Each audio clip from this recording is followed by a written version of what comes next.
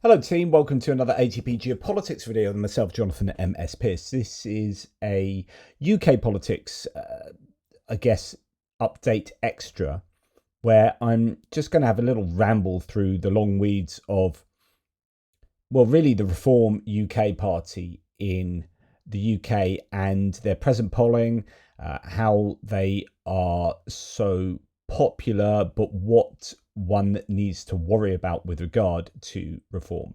Now, as you guys will already know, my biases are going to be fairly obvious here. I'm not a fan of Reform UK. I'm not a fan of Nigel Farage.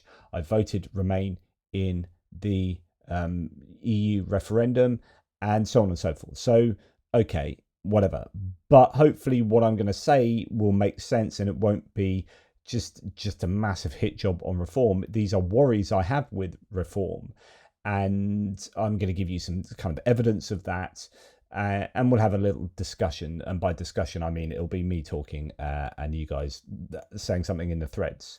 What I'm going to say will involve a lot of generalizations. There might be some reform voters who watch this video and are like, well, that doesn't apply to me. I'm not like that. I voted for this reason. I'm much better than this, or I'm much different to that person you're talking about. Okay, fair enough. There'll be many exceptions to the rules, I'm sure.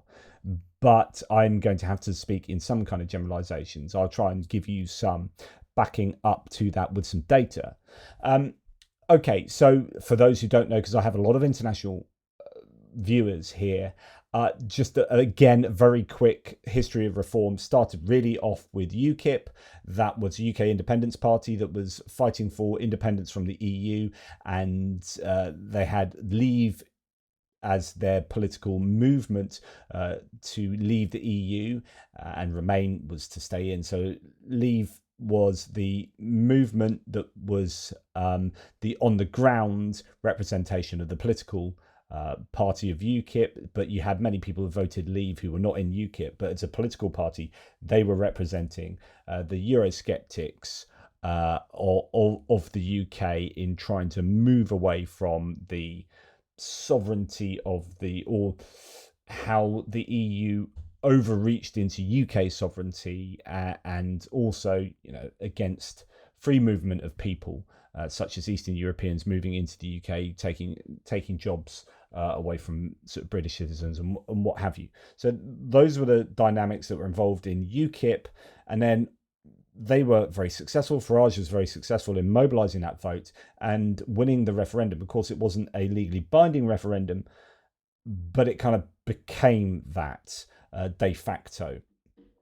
And so once you had Brexit, kind of UKIP was like, well, what are we doing? Like, now we've achieved UK independence, like, how do we still exist as a party? What are our motives and goals? And so they evolved into the Brexit Party, which is trying to deliver a Brexit for the UK. So it's one thing to come out of the EU, but then how do you do it, and how does it get implemented? So they became the Brexit Party, and then eventually they formed into, or evolved into, Reform UK. Nigel Farage was basically your commonality right the way through that. Now, Nigel Farage was a Eurosceptic MEP, member of the European Parliament, but he was famous. Critics know him famously as being, say, on the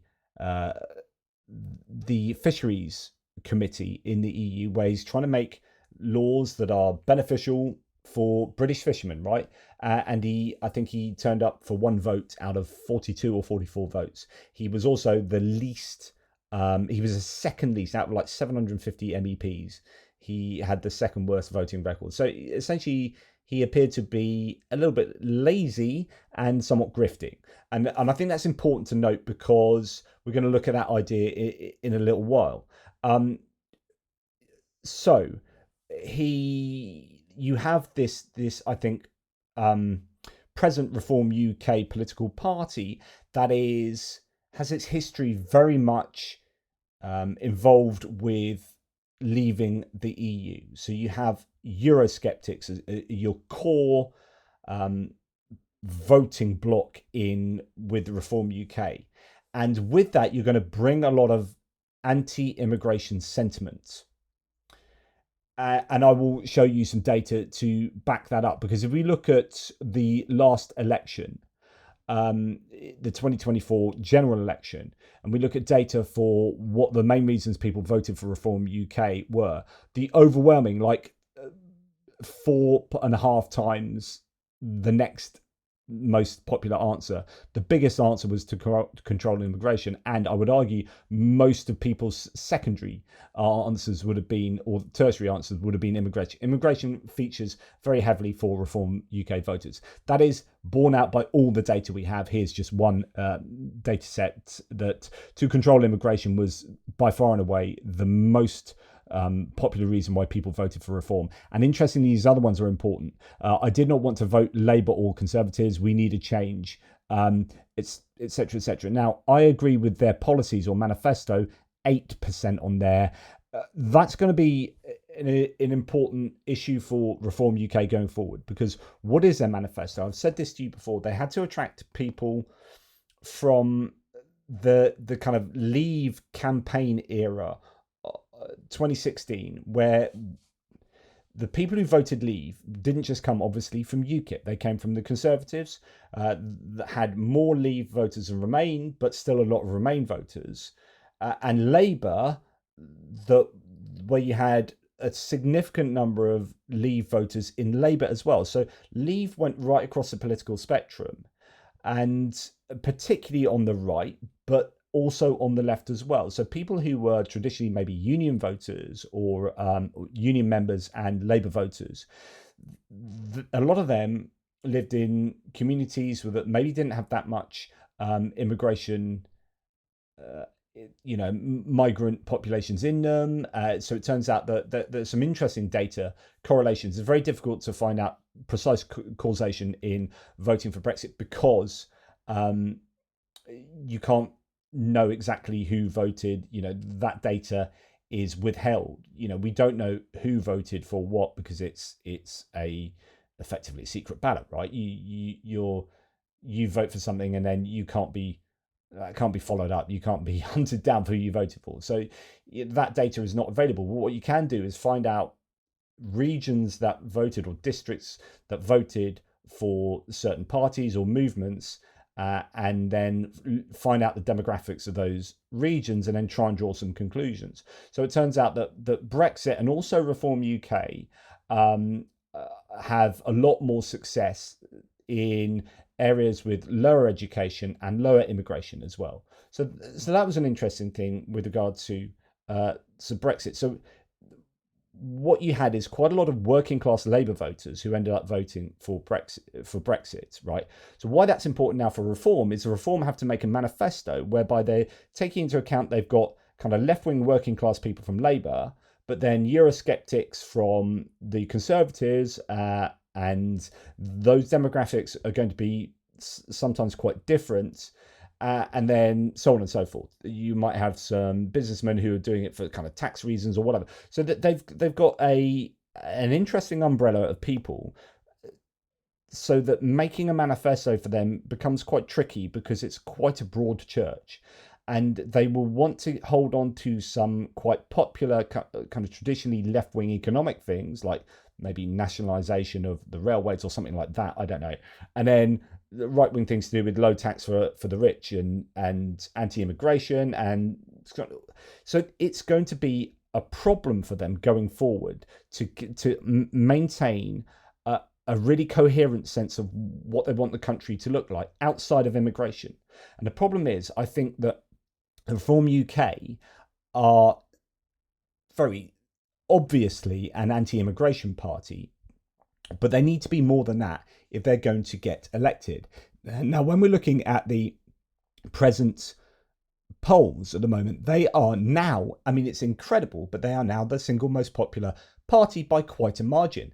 Labour in second place on 23%, but Reform out there on 30%. Then you have Conservatives down at 17%, and some people saying that at the next election you could have the death of the Conservative Party.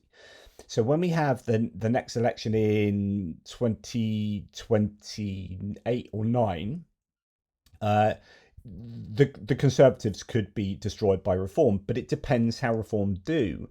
and they are at the moment apparently seeing a bit of a drop in membership, a drop in I think some of the very latest polling, because actually they seem to be making some cock-ups, and we're going to look at that. And the reason why they're doing that, I think, is because it's all about immigration. But when it comes to, say, winning councillors in local council, in local councils, they, once you get past being strong on immigration, which actually local councils have very little say over. Immigration is a kind of national policy. When you're talking about working on adult services or something in a council, then actually you need to have a greater sense of, first of all, understanding of politics and governance, and also a greater sense of what you want the country to be. Because I don't like immigration isn't enough to sustain like sensible manifestos and policies and governance. So to go back to these ideas here, you know, some of these other minor policy areas for reform, which should be major policy areas if you want to run a country. So what's your tax policy? What's your education policy? What, you know, so on and so forth. You know, they've been kind of sidelined because it's all immigration. Okay, well, you know, if you're going to run Kent County Council, what are you going to do about children's services there? Because children's services is one of the biggest drain on budgets, and just having strong views on immigration isn't enough to make sure that you're well prepared to do a good job in, say, children's services. Now, just to add a little bit of an issue I have with reform and reform support is as follows. So as most of you will know with this channel, you'll be here because I've been commenting on Ukraine, the war in Ukraine, and geopolitics concerning that war. So it turns out that reform voters in 2024 are the voters who are overwhelmingly more likely to support Donald Trump, see him as favourable. 66%.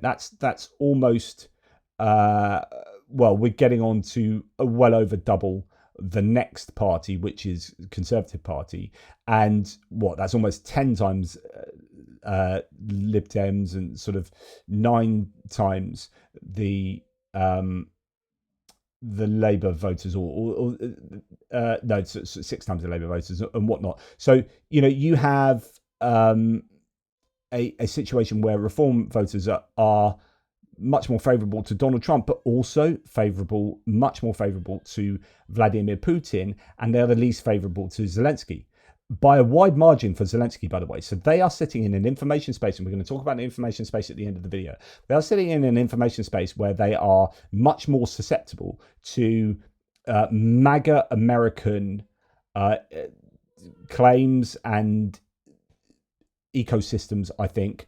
And here they are overwhelmingly much more likely to be supportive of Vladimir Putin. Now, although it's only 12% of reform voters, okay, but that is still massively more than all the other parties, right? So that is 6 times more than Labour, 6 times more than Lib Dems, and 4 times more than Conservative voters. So these guys are much more likely to be sitting very far away from where I sit in terms of their political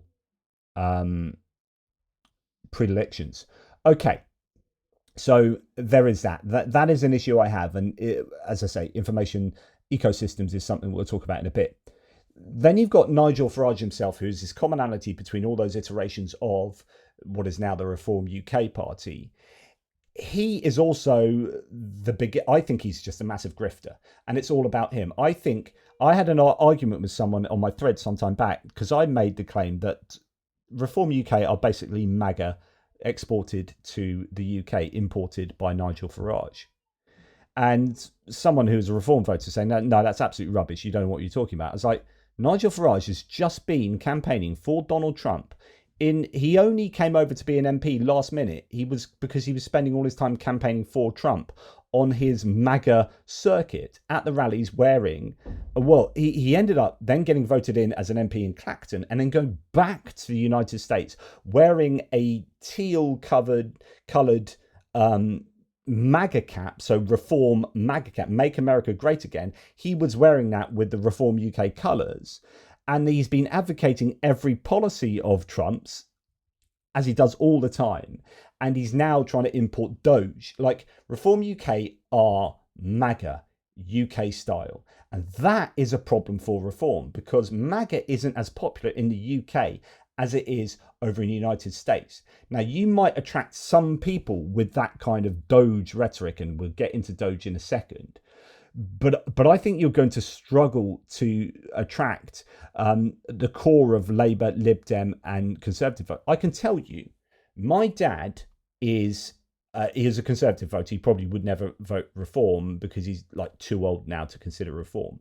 But actually, my dad was a big fan of Donald Trump up until like 4 months ago, when Trump did something mental. What did he do? And my dad suddenly, I mean, he's got dementia now, but he suddenly like flipped, and he's like, no, I definitely don't like Trump now.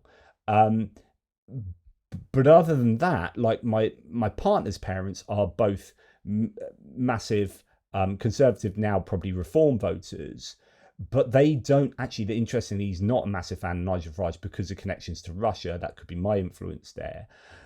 But they don't like that. There is this issue with, they're not fans of Donald Trump either. So like, some of the most Reform people I know are and there are others in the extended family who are really pro-Reform, but are not fans of Donald Trump. And the problem for Nigel Farage is, if he wants to wholesale take Trumpism and make a UK MAGA, then that's probably not going to be a good enough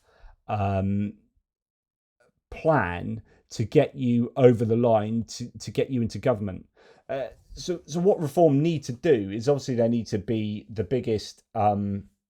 It's the first past the post in the UK. So it's going to be interesting, because before the Reform were punished, and UKIP were punished by first past the post as a voting system, and proportional representation would have been much more beneficial for them. But once you hit a certain level in the UK or anywhere, first past the post then starts benefiting you. So it benefits the big parties and it disadvantages the smaller parties. So Lib Dems always get screwed over. Greens and SNP implied.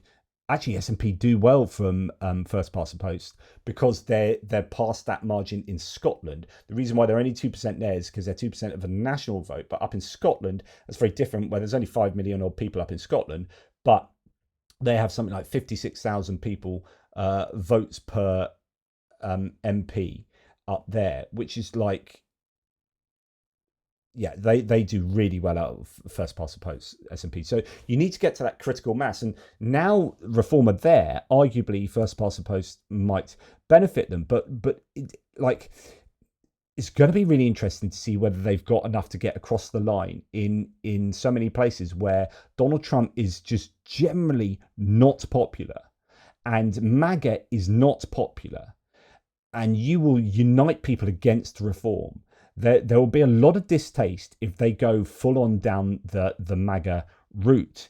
Now, Nigel Farage is very similar to Donald Trump because he's a big grifter. So here is an infographic that shows you how much money MPs are making outside of being an MP in the UK. And Nigel Farage absolutely craps all over anyone else. He is making money hand over fist. And this is what we know, right? He's also, stockbroker by trade.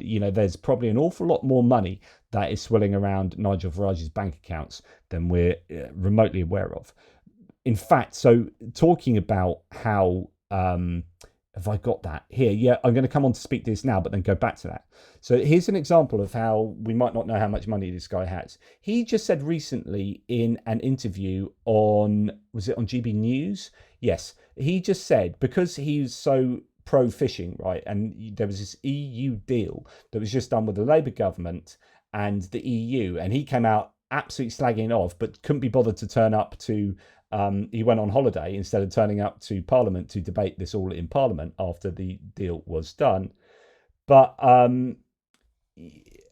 he subsequently came out and said, well, I'm all for fishing, and he was on the fishing committee, the MEP, didn't turn up to any of the votes as an MEP, but then he says, look, I own a commercial fishing boat and I'm heavily invested in fishing. So it's like, I'm a big fishing guy. I've got my own skipper. So he said on this interview, he's got his own skipper. But it's interesting that that's not mentioned on the register of interests. A full 56 days, and now it's even longer. So 60 odd days after he revealed his investments on the GB News channel, that's still not on his register of interest. So he hasn't registered that he owns a fishing vessel with a skipper, and you'd assume crew as well. So anyway, he's got an absolute ton of money. And if you look at Labour and Lib Dems and Greens, much, much smaller, and quite a lot of Tories, understandably, and then Nigel Farage stands out. Interestingly, all the Reform appear to have quite a bit of money there. And that's an interesting dynamic because he's supposed to be the everyman. And there have been a number of articles written on this that watch out for Nigel Farage. Everyone thinks he's the everyman representative of your working class British person. You know, he's there smoking a cigarette, drinking a pint in a pub and laughing and blah, blah, blah. But actually, he's a privately educated former stockbroker who is part of the elite. And this is Donald Trump all over again. This is Donald Trump saying, yeah, we're against those elites, where the elites just become the other party. We're against the political establishment. I'm going to have this right-wing populism that I'm going to draw you up into, and we're going to drain the swamp of the elites. But he is one of the elites. Donald Trump is a billionaire that wants to give tax cuts to the rich. And he gets Elon Musk and his tech bros to come along as billionaire oligarchs and start sacking people left, right and centre. Meanwhile, giving tax cuts for those who are privileged already. So Nigel Farage is a British reflection of that. So he is a rich, privileged, private school educated chap that wants to cut the taxes for the rich. In fact, he's talking about that every day at the moment. He's saying that, you know, millionaires are leaving the shores of the UK. We need to, you know, cut the taxes for them rather than give them too high a tax burden. And we can have a discussion about that, but just understand where he's coming from. Now, so the question is, are Reform going to get across the line? Well, 3-4 years is a long time away still, and a lot can happen. And what's just recently happened in a by-election in Scotland after the death of an SNP MP is that, amazingly, everyone is expecting Reform to win up that, even in Scotland. Now, they're not big in Scotland. Nigel Farage is not popular in Scotland across the board, but actually they came third in this by-election. Now, amazingly, Labour gained it off SNP. Now, that's interesting because, and they only won by 600 votes, but actually that was a pretty historic win because Labour are down in the polls because they're doing unpopular things at the front end of their tenure. To get that out of the way and then start doing more popular things maybe as time goes on, and hoping more money comes in as the economy grows. But they maybe have made some mistakes in some of the things, winter fuel allowance, and some people say national insurance and all this kind of stuff that's been difficult decisions because they need money and they don't have any money.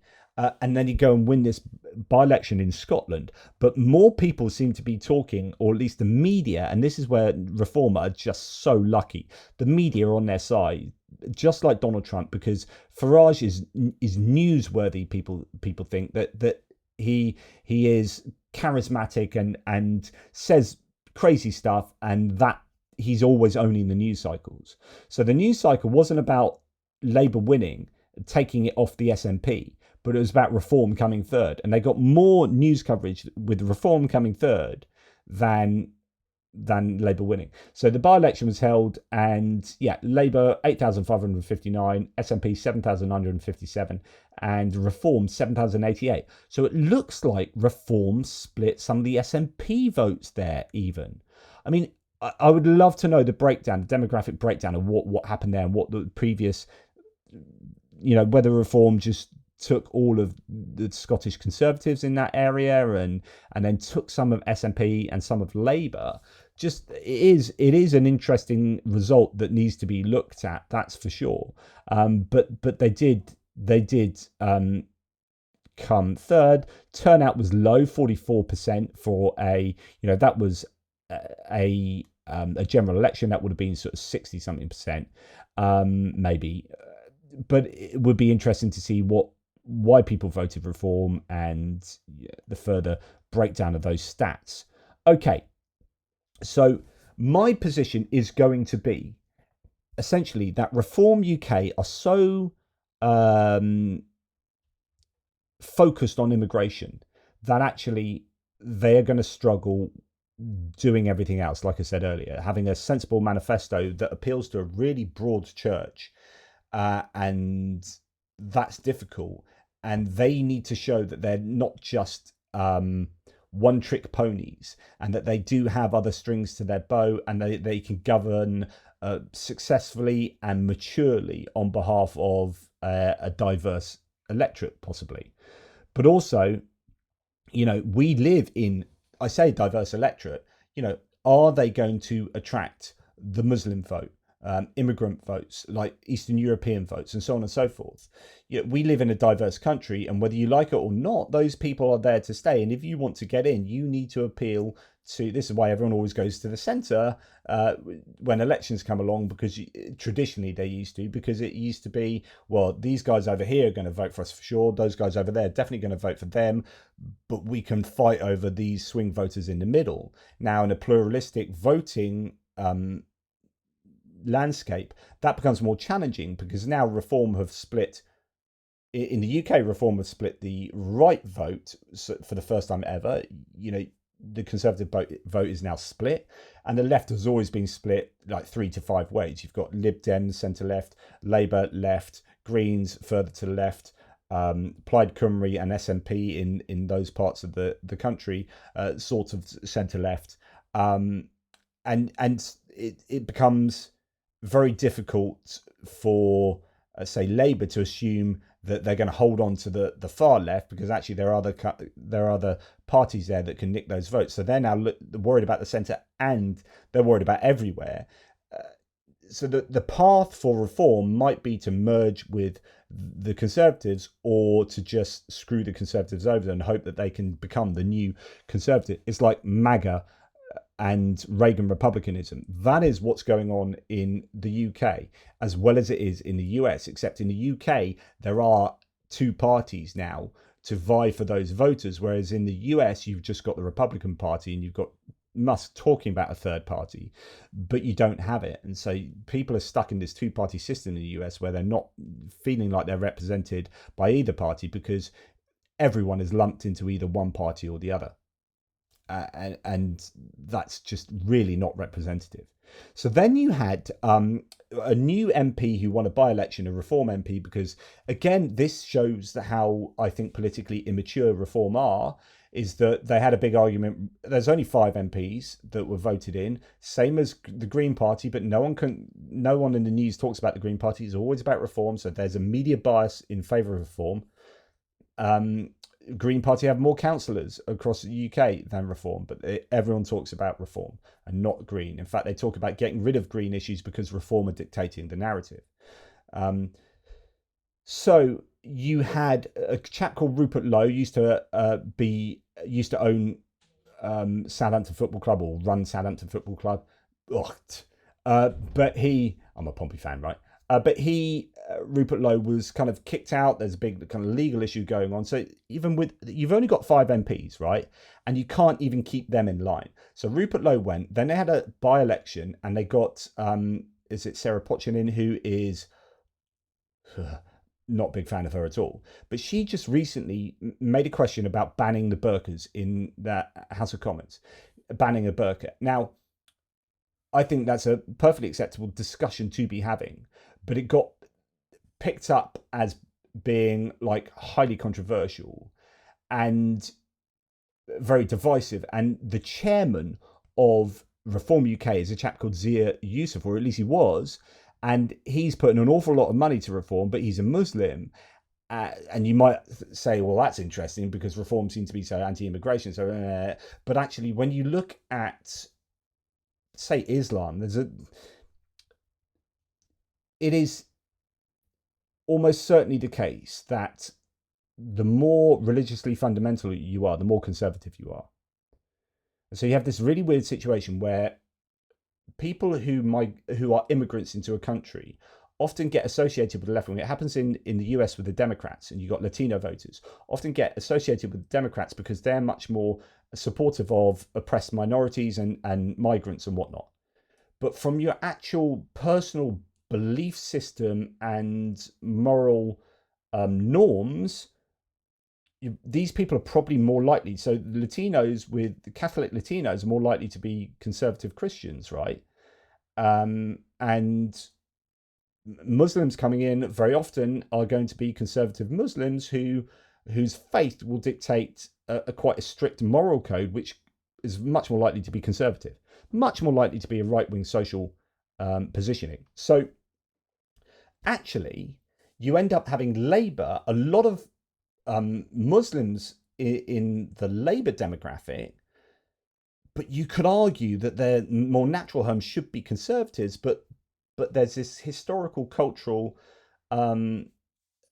trend for immigrants to be more associated with the left wing, and that presents some tensions that then, like, you look in America and like, why are these Latinos going over to the Republican Party? They've always been with the Democratic Party. Well, actually, because they're now established and in the country, and they're not all liberal lefties, right? There are a lot of people who sit more comfortably on the conservative right, and that's what you're finding. So here with Reform, you end up getting quite a few Muslims, for example, who might be anti-immigration for other people to come in the country, but they sit kind of on the conservative right and whatever.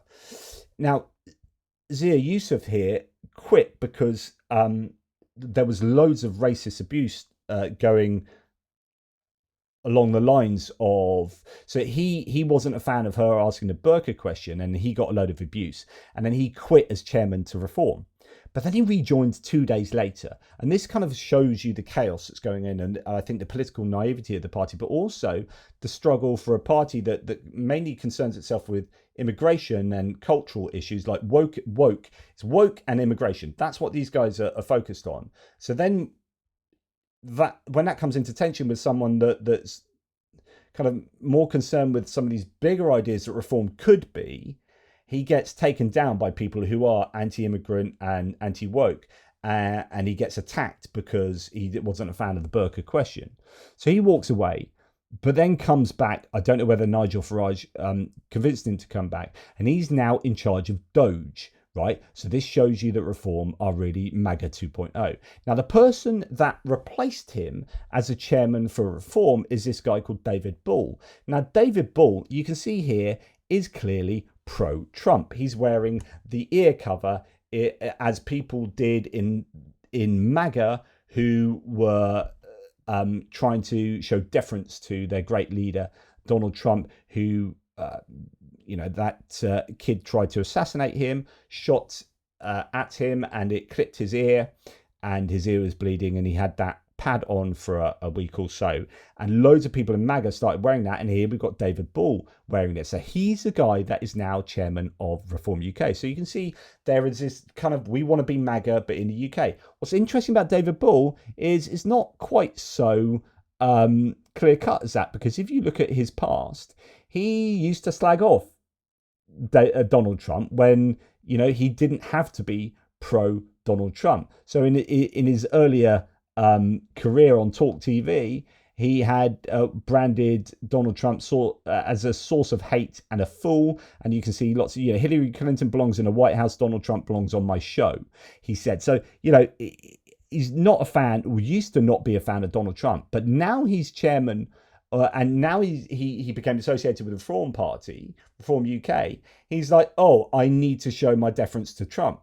And so I'll argue this till the cows come home. Reform UK are the UK version of MAGA. And here it is. Even if he doesn't truly believe in Donald Trump being this great person, he's having to toe the party line because Nigel Farage is such a fan of Donald Trump. He's a friend of Donald Trump's. He goes to speak at Trump's rallies. He gets clapped and applauded as Trump picks him out of the audience. He's wearing his MAGA teal Reform UK MAGA hat. He is Mr. MAGA UK. And so you're seeing the Reform UK party start to become more formally a MAGA party, to the point where they are starting to introduce DOGE. Now, I forgot to start this whole video off with Keir Starmer has recognised the power of the Reform Party, saying the Conservatives are not our principal opponent. Reform are our main rivals for power. We have a moral responsibility to make sure Farage never wins. We have to be clear that every opportunity he has in his parliament to back working people, he's voted against. And this is true. Like when you look at Farage's voting habits, he's not supported the working class.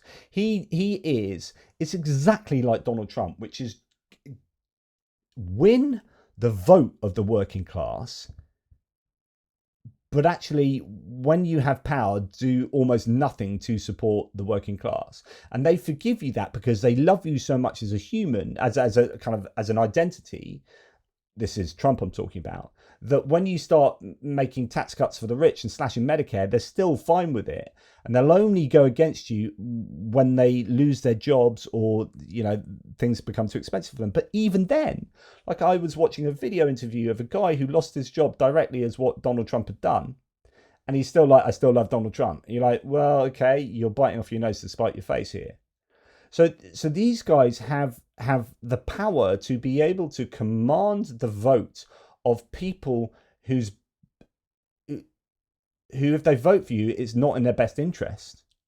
He gets a white working class vote, Trump, but he doesn't do anything for the white working class other than frothy culture wars stuff up here. But actual like labour policy, employment policy, and welfare policy, he's not your man. So why are you voting for him? And of course, you just get sold on these shiny things, on immigration or on, in the US, it'd be gun control and abortion and these things. Yeah, I'm a single issue voter. I'm going to vote for you on that. And then all this other stuff you get screwed over on. Now, here we've got Keir Starmer recognising this. We have to be clear that at every opportunity he's had in this parliament to back working people, he's voted against. Telling the workers at Jaguar Land Rover they deserve to go bust. A state-slashing NHS privatising Putin apologist. Without a single patriotic bone in his body, we will take to fight the fight to him. We will fight as Labour. So that's what Keir Starmer is saying. Sorry, I forgot to sort of say that earlier. So then going back to the chairman. So the chairman is now David Bull, and Zia Yusuf has taken over as being in charge of DOGE. But these guys are either just copying MAGA Trumpism. Well, I say either or. Actually, it is copying MAGA Trumpism and not being serious. These are unserious people, politically speaking. And the same is being said about the Trump administration, that he is unserious, that the people he has put in place are unserious, like putting Linda McMahon as your education secretary, putting Robert Kennedy Jr. in charge of the HHS, putting all of these people, putting Kash Patel in charge of the FBI and Pete Hegseth in charge of the DOD, as deeply, deeply unserious appointments. And I think that, and I'm not so much talking about appointments because that's not happening yet, although they won't have to think about that. Like, if they get to a position of running a government, like what sort of people is it going to be? And we're going to look at that in a second with regard to the local councillors. But you had a situation where they were discussing the strategic defence review, that they had to deal with the EU, that all these different things that were going on, that were big governmental decisions being made, and the reform politicians didn't turn up to the House of Commons. No wonder Farage ran away on holiday. His argument has just been slashed in half. Net migration halved last year in a boost to Keir Starmer. The 431,000 net migration figure is around half of the 860,000 level of net migration seen a year earlier. And yet, Nigel Farage was nowhere to be seen. Here, not a single Reform MP could be bothered to turn up for the Strategic Defence Review statement. They're just not serious about governing. They're serious about stuff to do with immigration and burqas and culture wars, right? That's where they feel comfortable. But when it comes to actually running the frickin' country, so like my anti-reformism partly comes from these guys just are not going to be good for the country. Like we want some sensible politicians getting in with sensible ideas about what to do with our country, how we take our country into the next decade. Like, what's your vision about what this country is, what its place is in a global world? And just worrying about only immigration and burqas and wokeism, I don't think is good enough, right? And they need to mature, and they've got a few years to mature. The question is, are they serious about maturing? So Dale Vince here saying, Farage borrows shamelessly from Trump. We keep hearing the same mad policies. So on... just to be absolutely clear, did you just say to I think it was 300 to 400 billion pounds worth of cuts in public spending? Correct. So so Zia Yusuf is serious about $300 to $400 billion worth of cuts to the UK as part of his Musk DOGE promise. And we've already looked at what Musk promised in the US, 2 trillion, 1 trillion, and the GDP and the budget's far bigger than the UK's, right? 2 trillion, 1 trillion, 500 billion, 150 billion. Then he's ended up with only the receipts for, like, I don't know, 31 billion or whatever it is. And then most of that was just cutting USAID funding.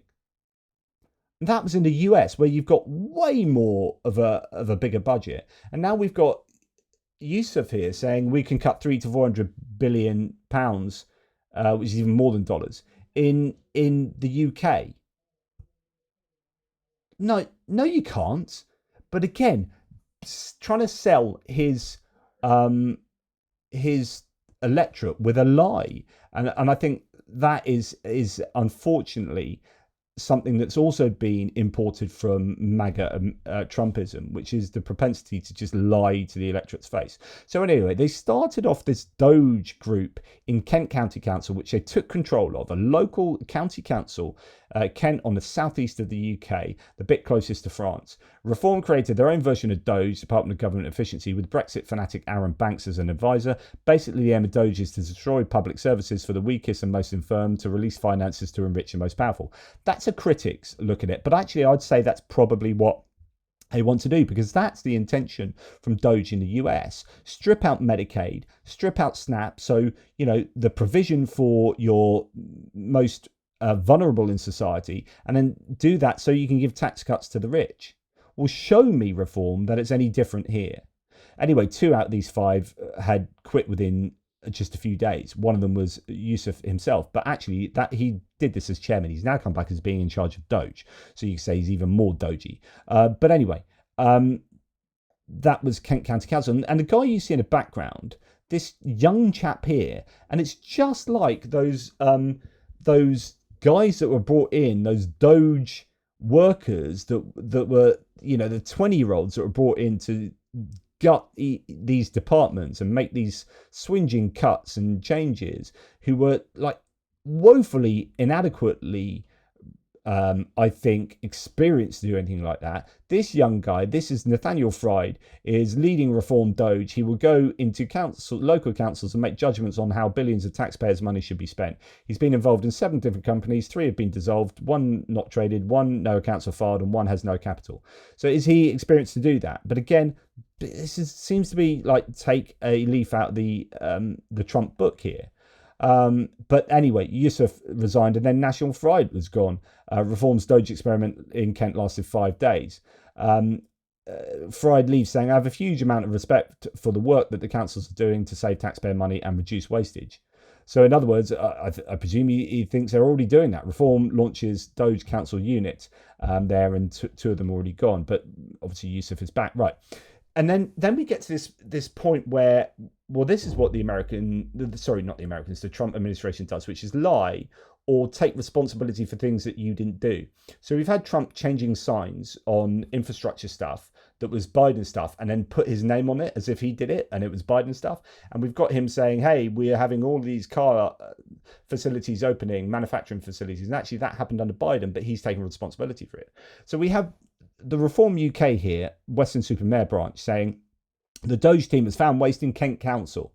2.8 million in confirmed fraud last year. 63,000 spent on care provider for someone who had already died. 190,000 stolen on a council card. 150,000 claimed through fake grants. 30,000 paid to care providers fraudulently. Council tax frauds, procurement scams, blue badge abuse, etc., etc. Right? So they're saying, look, already we've done this. Well, that's amazing to have achieved all of that in just a couple of days.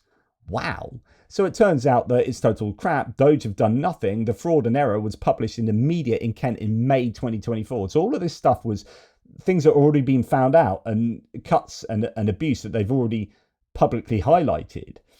Yusuf was not part of reform when that happened. Farage had not returned. The total con of DOGE indicating they uncovered information in the public domain is obviously insane. So, you've got newspaper articles talking about that. The Kent Online newspaper article, they're claiming responsibility for stuff that was not their purview or not anything they were involved in at that time.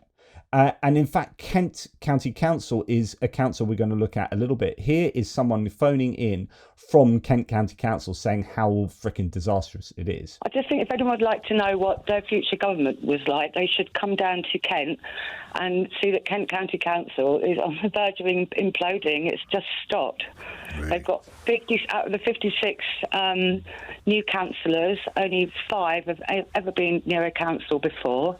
They haven't set up any committees. No one wants to do them, so they can't access the training. My point is, you're getting in. So what had to happen for both the local council elections and also you'll have this for the MP elections in the general election is you'll have so many people applying to be a reform councillor or MP that you're going to be unable to vet these people. And also it's kind of a new upstart party that's only really interested in immigration and a few other anti-woke stuff, that you're going to attract all sorts of bonkers people. And it turns out when they get voted in, because people go to the ballot box and say, well, I don't like Labour, I don't like Conservative, I'm not going to vote there, I'm going to vote for Reform. Yeah, screw the lot of you. And then you get in some absolute nincompoop who has no idea what they're doing, no relevant experience in any of these areas, being voted in, and then they're running your council. Then they're your MP running the country. And that's what I worry about. I worry about just an immature party of gross inexperience, where you're going to have people who are absolutely inadequate to do the jobs that they've been elected to do. I think that's what you're seeing in MAGA America to a great degree in the Trump administration. And that's what you will see with reform. 100%. 40% of the meetings have been cancelled, including full committee councils. And this is Reform down in Kent who are running this now. Yeah, they now have 56 seats on the council. They're running it, and it's an absolute free fall. It's in chaos. So it seems like the answer to the question you're giving, Tanya, is that they're not ready for government at all. But they're not at all. They've got, as I said, 4 people have had experience on the council before, and none of them know what they're doing. They're not forming committees.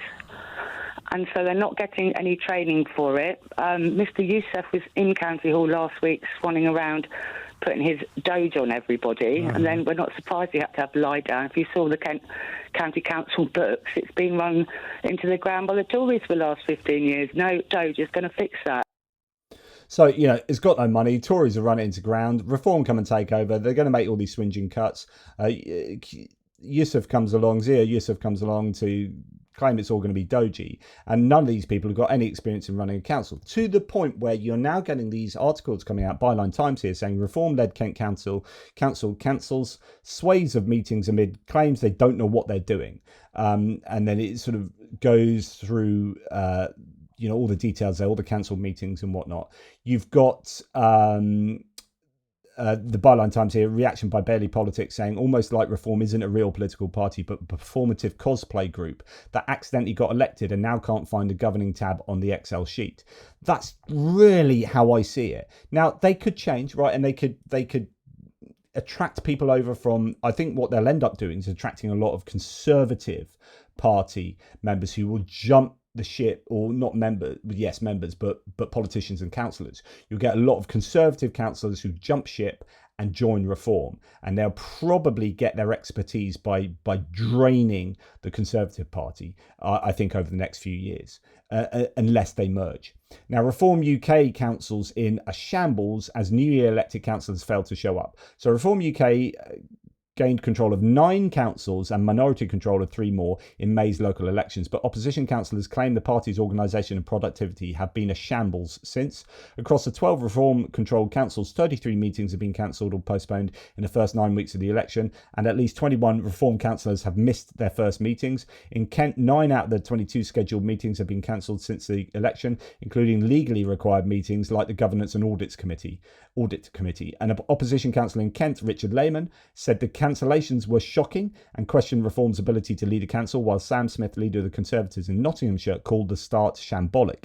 Reform UK councillors have reportedly cancelled meetings to reschedule them when more prepared, while Nottinghamshire Council's new Reform leader Mick Barton dismissed the criticisms as political rhetoric from the opposition. But it's an issue. You've got the Independent reporting here. Reform-led councils are in paralysis as dozens of meetings are cancelled in the first weeks. These huge victories have led to just a complete lack of experience governing. These people are in charge of your services, in charge of your adult services and children's services, and in charge of education provision from a local council basis. It's just absolutely incredible. And some of the data in here is, quite eyebrow raising, shall we say. So, Kent is the home of the Reform UK's first Elon Musk style Department of Government Efficiency unit, which has been set up to look at wasteful spending in councils. The announcement on Sunday evening came as a surprise to many councillors. Mr. Lehman said, who claimed the move was a barrage of distraction from the paralysis the council was in. Cancelling meetings, shambolic start to reform, scrapping every key meeting, blah, blah, blah, so on and so forth. So this is what I talk about when I say that these guys are sort of immature, they are inexperienced. That's a new reform MP, by the way. Is it Sarah Potchin? Now, Reform UK has suspended one of its Kent County councillors, sparking calls for a by-election. So, it's not going well there already. He's gone due to sensitive matters. Don't know. Here, Amelia Randall, Reform UK's councillor for Birchington and Rural, is a cabinet member for adult social care in Kent County Council. A self-proclaimed psychic who sold spells for up to £200 on Facebook while offering mystic psychic readings for $14.99 on her now deleted OnlyFans site. And again, UK, that's funny and everything,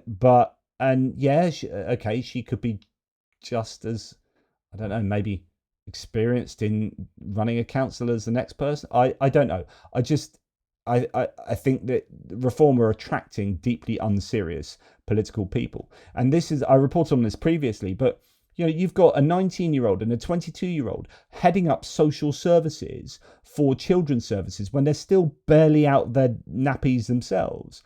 Like Social Work News saying, you're too young and inexperienced for such an important role. This is not a criticism, it's a fact.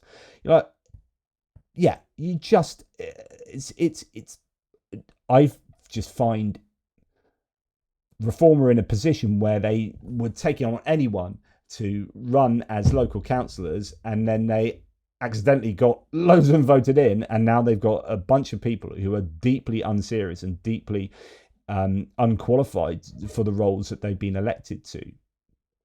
And I'm going to finish off this video, this kind of rambling rant, and Reform might get it together. They're going to have to get it together, because if they are going to win an election, they have to appeal to a broader umbrella than just a kind of fringe, and they will need to appear much more serious than they are. They'll need to have really serious ideas about foreign policy. They will need to have really serious ideas about how to run education in the UK.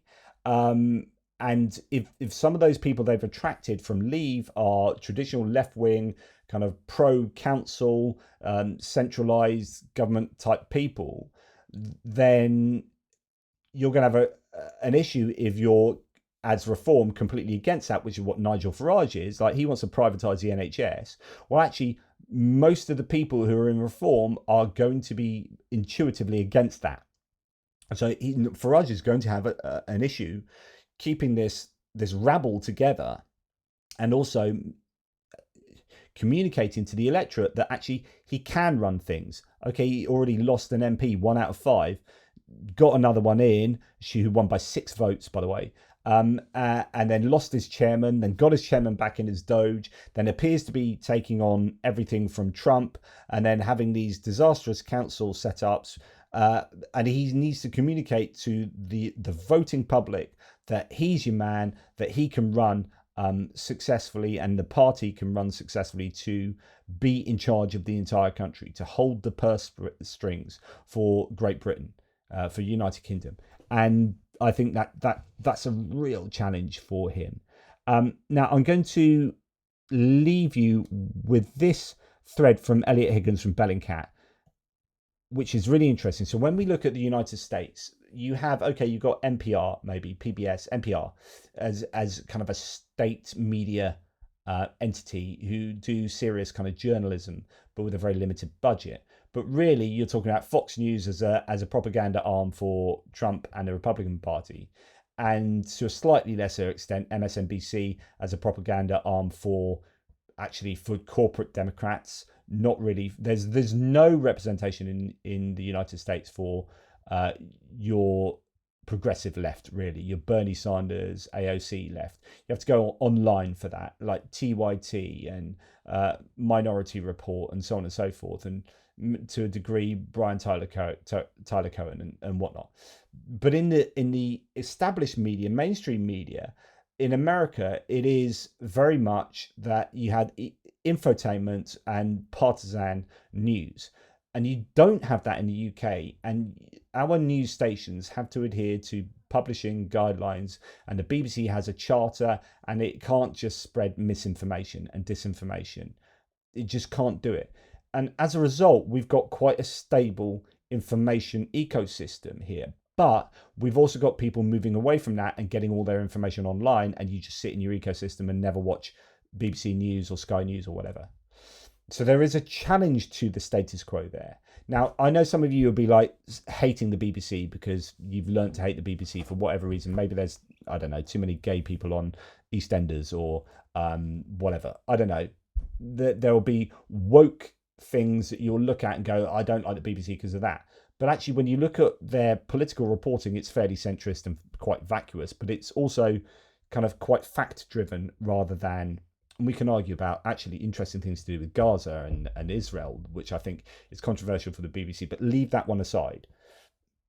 Elliot Higgins says, the BBC has long played a vital role in creating epistemic stability. So epistemology is a study of knowledge, of facts, truth, knowledge, right and wrong. Right, as in factually right and wrong. The BBC has long played a vital role in creating epistemic stability, a sense that facts are verifiable, disagreement has boundaries, and news has standards. That's not trivial. It's one reason the UK hasn't yet experienced a full epistemic collapse. So the post-truth world that has ripped up the United States is not yet such an issue in the UK, but I think it's becoming more of an issue for sure.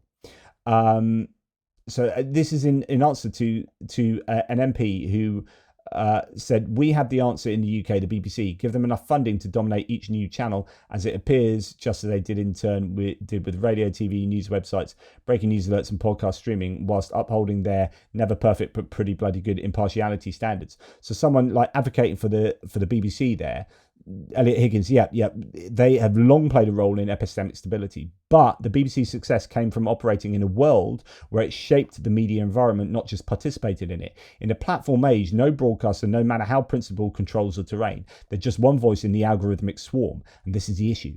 But even when public broadcasters are trusted, they now operate in an environment where information spreads peer-to-peer. They don't set the pace or shape the frame. Platforms do, and those platforms are optimized by reward, speed, emotion and engagement, not accuracy. Rage farming, right? This isn't just a crisis of journalism, it's a collapse in the systems that once allowed people to reach a shared understanding about events, evidence and accountability. As imperfect as these systems are, when those systems erode, even the most reliable voices get lost in the noise. So yes, defend and fund the BBC, but we can't treat it as a firewall against societal breakdown. No single institution can stabilize public understanding in a fragmented platform-driven environment where visibility beats credibility. We adapt. We need more than trusted broadcasters. We need critical thinking skills embedded across education, participatory tools, participatory tools, that word, and processes for transparency and accountability. Public interest infrastructure that isn't bound by platform incentives. Gatekeeping won't save us. What we need is epistemic resilience, systems that enable people to make sense of the world together across differences without relying on inherited authority. Now, Elliot Higgins is amazing. I really would love to interview him about his disordered discourse theory and proposals to kind of counter it.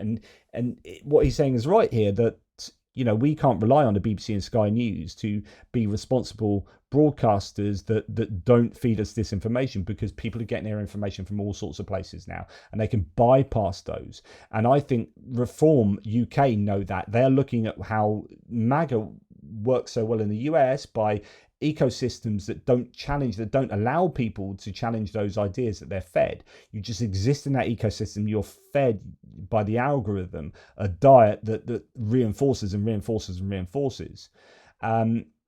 So we do have a difference in the UK, but I think Reform, if anything, Reform would like to defund the BBC and cut license fees and all sorts. And I think that will change our information landscape for the worse going forward. But it's interesting what the BBC is doing now, and this is the last bit I wanted to talk about.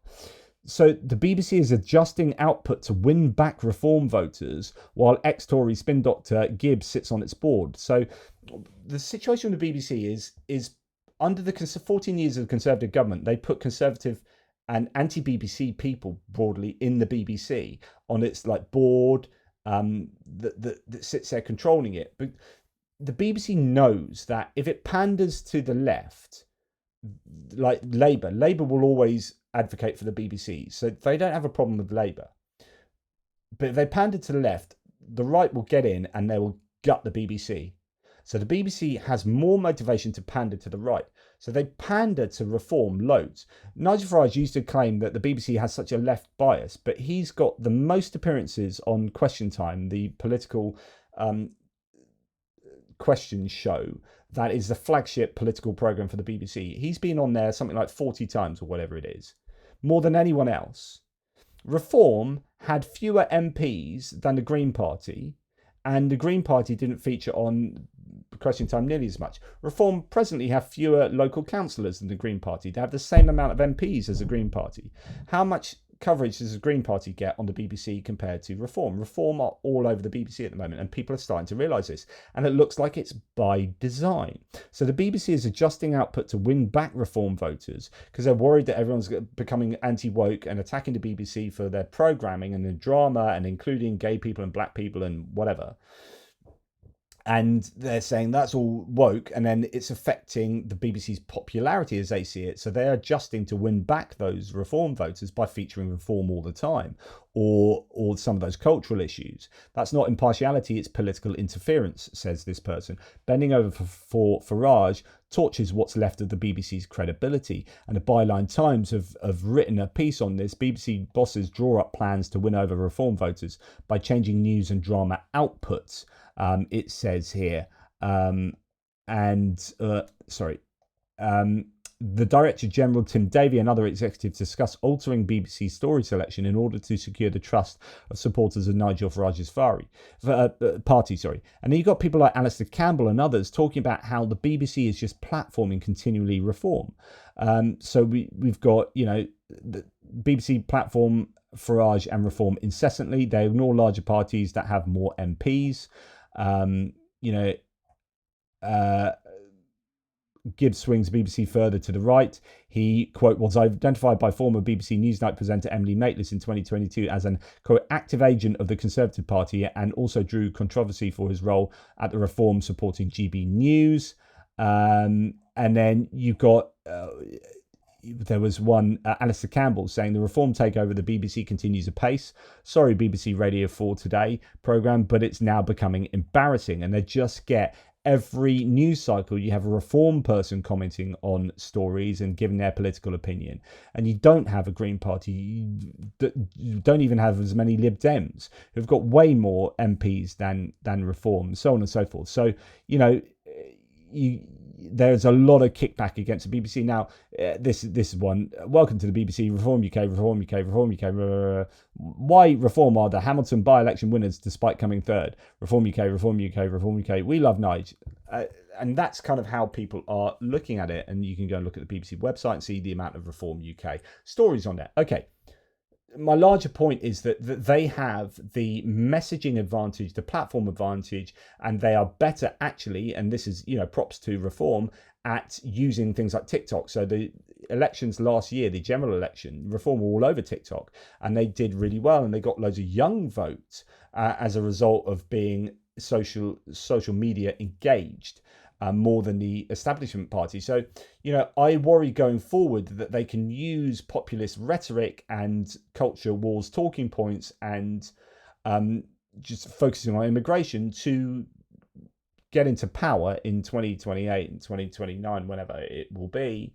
And you will get a rerun of the Trump administration in 2025, whereby you've got an unserious party who are unwilling to govern responsibly and sensibly, and they're still just in the mode of anti-woke, this and that. We're seeing it in the councils, in Reform-run councils at the moment. Will we see that with MPs? Will they attract sensible, mature candidates, or will they get people who are one-trick ponies, who don't have that broad experience and knowledge across these different areas of government, like you're seeing with, say, Pete Hegseth in the DOD as being this cultural war warrior, but I think a deeply unserious person in terms of the necessary experience and knowledge to run the Department of Defense at $1 trillion of budget. So I worry about Reform, not only from an ideological point of view, but from a practical governance point of view. And I worry about the information systems that we live in, ecosystems that we live in, and the diminishing role played by mainstream media that can, in the UK at least, curtail some of the excesses and fact check and do responsible reporting, because we live online lives where we can just feed ourselves with whatever diet we want to. And I just think that will benefit Reform more than any other party. Anyway, there you go. That's essentially stream of consciousness along the lines of the order of my tabs there. I hope that made sense to you. I know it's a really long one, but let me know what you think. And I know there will be many Reform voters out there who will watch this and just think I'm just raging against Reform. I mean, I am to a degree, because I disagree a lot with their policies. I just generally, outside of immigration, actually their manifesto policies are largely problematic. They had a couple of interesting ones in their general election policy last time round, but they had to do that, like I said, to attract that variety of people and keep them on board. So there are many reasons I'm anti-Reform, but I'm also anti-Nigel Farage. The man is not a good human being.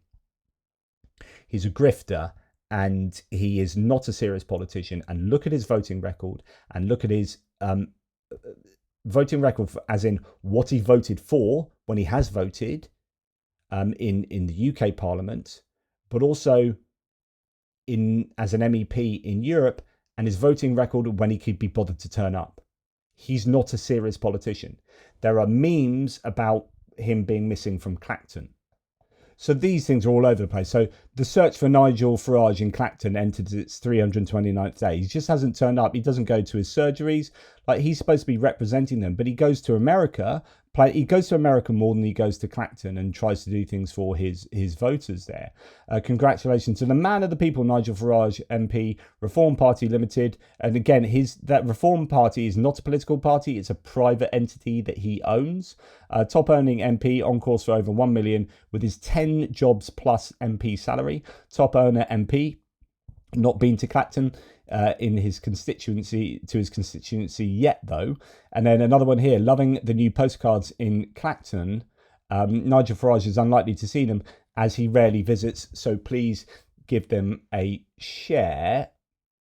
And these are the sort of things. Nigel Farage ranked 748th out of 751 MEPs for attendance, went to one of 42 Fishery Committee meetings, and was fined £35,000 for fiddling his expenses. As an MP, he has held no surgeries, skipped 80% of votes, and had 10 jobs on the side. Don't vote reform unless you like work-shy grifters.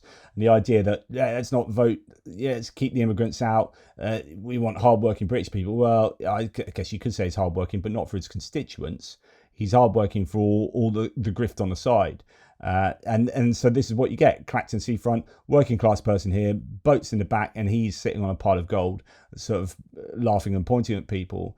And you know, although these are like real anti-Farage sort of people generating these, but there's truth in them, right? And he isn't a man of the people, and he is a grifter, and I see him as just as another version of Trump, which is he's in it for himself. He's in it for himself, self-aggrandizement, either like sitting on TV and soaking up all of the focus on him and the fame, and you know, saying all of these charismatic things that I'm sure that he says, meanwhile making a pretty penny on the side. So I'm very dubious about Nigel Farage, I have to say. Anyway, that's enough from me. So yeah, now we go live to Clacton as the search for Nigel Farage continues. There you go. That's enough from me. Take care, guys. Speak to you soon.